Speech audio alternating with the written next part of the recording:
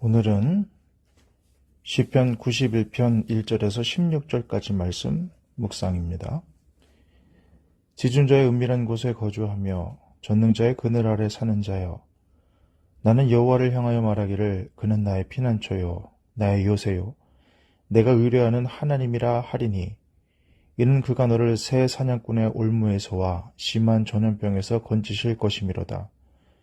그가 너를 그 깃으로 덮으시리니 내가 그의 날개 그늘 아래 피하리로다. 그의 진실함은 방패와 손방패가 되시나니, 너는 밤에 찾아오는 공포와 낮에 날아드는 화살과 어두울 때 퍼지는 전염병과 밝을 때 닥쳐오는 재앙을 두려워하지 아니하리로다. 1000명이 내 왼쪽에서 10,000명이 내 오른쪽에서 엎드러지나 이 재앙이 내게 가까이 하지 못하리로다. 오직 너는 똑똑히 보리니 악인들의 보응을 내가 보리로다. 내가 말하기를 여호와는 나의 피난처시라 하고 지존자를 너의 거처로 삼았으므로 화가 내게 미치지 못하며 재앙이 내 장막에 가까이 오지 못하리니, 그가 너를 위하여 그의 천사들을 명령하사 내 모든 길에서 너를 지키게 하심이라. 그들이 그들의 손으로 너를 붙들어 발이 돌에 부딪히지 아니하게 하리로다. 내가 사자와 독사를 밟으며 젊은 사자와 뱀을 발로 누르리로다.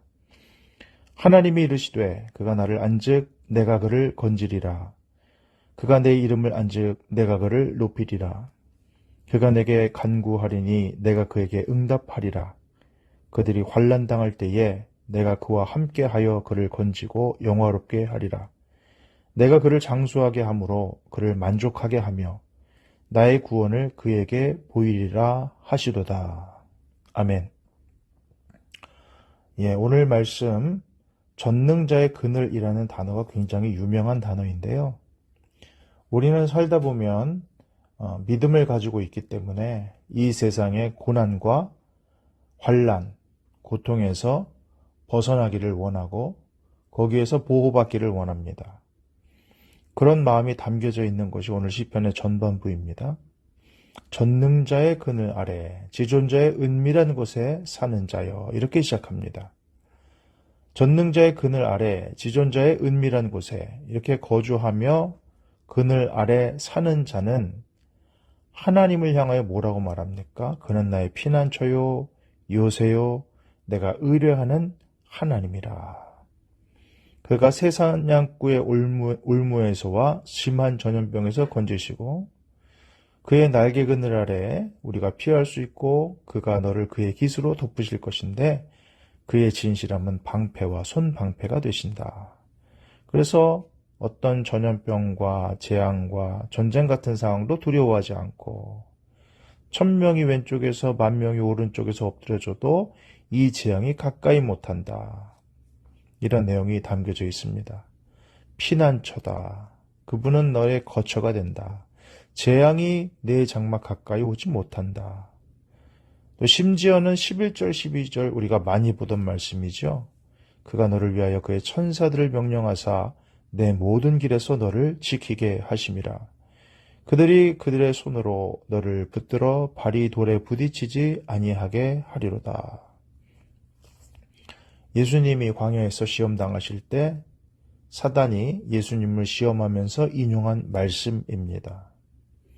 내가 사자와 독사를 밟으며 젊은 사자와 뱀을 발로 누르리로다. 굉장한 생명의 말씀이죠. 굉장한 보호의 말씀이죠. 그러나 여러분, 이 말씀이 굉장히 좋긴 하지만 정말 우리는 아무런 고난이나 환난을 당하지 않을까요? 그것이 현실적일까요? 그것이 하나님의 뜻일까요? 그렇지는 않은 것 같습니다. 믿음을 가진 자들도 고난을 당하고 고통을 당합니다. 심지어는 주님을 따라가는 우리이기 때문에 고난당하신 주님의 모습이 우리에게도 있는 것이지요. 누가복음 24장 26절에 그리스도가 이런 고난을 받고 자기의 영광에 들어가야 할 것이 아니냐라고 말씀하십니다. 주님의 영광은 고난을 통과한 영광이었습니다. 나를 따르려거든 자기 십자가를 지고 따르라고 말씀하셨지요. 고난을 통과하신 주님. 그래서 오스왈드 챔버스는 주님은 나의 최고봉에서 주님의 십자가는 그분의 생명으로 들어가는 정문이다라고 말했습니다. 고난은 피하고 싶어 하는 것이 인지상정입니다. 그러나 하나님의 사람들은 꼭 고난을 피하려고 하지 않았습니다. 사도 바울은 빌립보서 3장 10절에 내가 그리스도와 그 부활의 권능과 그 고난에 참여함을 알고자 하여라고 말하고 있습니다. 주님의 부활은 우리가 옛 생명이 아닌 부활의 생명으로 다시 일어나게 되는 것을 의미한다라고 오스왈드 챔버스는 계속해서 이야기합니다. 주님의 부활 그리고 그 부활 생명을 우리가 다시 한번 주님으로부터 받아 누리는 것, 이것이 고난과 연결되어 있다는 것입니다. 그래서 시편 기자는 119편 71절에 이렇게 얘기합니다. 고난당한 것이 내게 유익이라 이로 말미암아 내가 주의 율례들을 배우게 되었나이다. 고난이 유익이라는 것입니다. 하나님의 법도를 배울 수 있었다는 것입니다. 그래서 14절 이하의 말씀을 보면 하나님이 말씀하시는 것이죠. 하나님이 이르시되 그가 나를 사랑한즉 내가 그를 건지리라. 건진다는 것은 빠졌다는 걸 말합니다.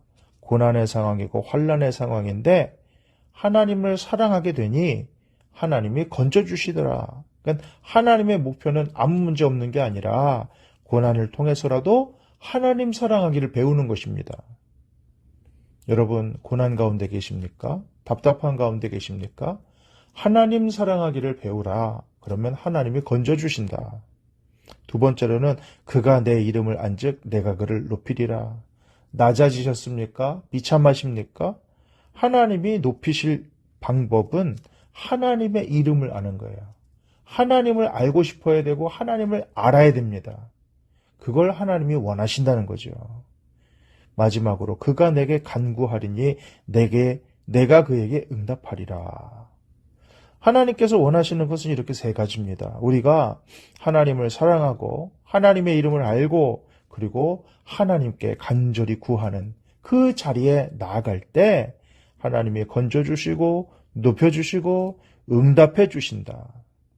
그래서 그들이 환난당할 때 내가 그와 함께하여 그를 영화롭게 하리라. 그를 건지고 내가 그를 장수하게 함으로 그를 만족하게 하며 나의 구원을 그에게 보이리라. 하나님은 우리에게 구원이 필요 없는 상황을 주시는 것이 아니에요. 우리는 그것을 원하지만 하나님은 그 상황을 통하여서 우리와 함께 하시고 함께 하시는 하나님을 사랑하고 하나님을 알고 하나님께 간구하여 응답받는 법 배우기를 원하신다는 것이죠. 고난 가운데 계십니까? 어려움 가운데 계십니까? 하나님이 근본적으로 우리가 하나님 사랑하고 하나님 이름을 알고 하나님께 간구하는 영혼이 되기를 원하신다는 것을 잊지 않으시기를 바랍니다. 제가 참 감명 깊게 본 책 중에 전능자의 그늘이라는 책이 있습니다.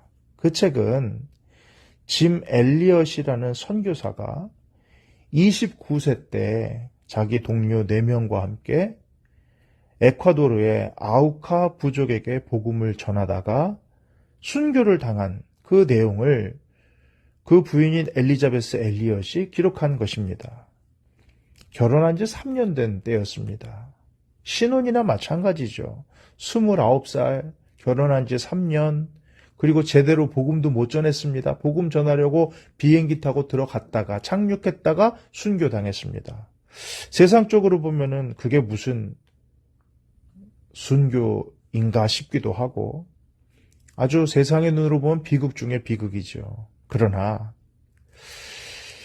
그 전능자의 그늘이라는 그 제목이 의미하는 바는 역설적이게도 진정으로 전능자의 그늘 안에서 완성된 가장 안전하고 가치 있는 삶이 바로 이 짐 엘리엇의 삶이다. 그 젊은이들의 순교다라고 말하는 것입니다.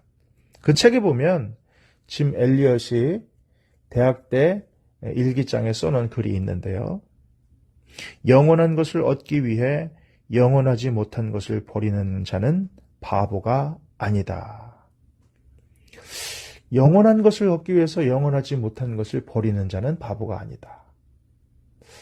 우리는 혹시 반대로 살아가고 있지 않습니까? 영원하지 않은 것을 얻기 위해 영원한 것을 희생하고 그것을 무가치한 것을 여기며 혹시 살아가고 있지는 않습니까? 영원한 것을 추구하는 거, 그게 바로 하나님을 추구하는 것 아니겠습니까? 그가 나를 사랑한 즉 내가 그를 건지리라. 그가 내 이름을 안즉 내가 그를 높이리라. 그가 내게 간구하리니 내가 그에게 응답하리라. 오늘 우리에게 주시는 하나님의 요구요, 하나님의 메시지가 아닐까 싶습니다. 모든 상황 가운데서 하나님 사랑하기를 배우고 하나님이 어떠하신 분인지 너무나 명확하게 깨닫고 모든 상황에서 하나님께 간절히 구하여 응답받고 얻어내는 저와 여러분이 되시기를 주님의 이름으로 축복합니다. 아멘. 기도합니다. 하나님, 저의 피난처와 요새가 되어주시니 감사합니다. 현재 괴로운 상황에 집중하지 않고 전능하신 하나님께 집중하기를 원합니다. 고난을 허락하신 하나님의 뜻을 받아들이고 하나님 사랑을 갈망하며 기도의 자리로 나아가게 하옵소서. 그래서 구원의 하나님을 찬양할 수 있도록 인도하여 주옵소서. 예수님의 이름으로 기도합니다. 아멘.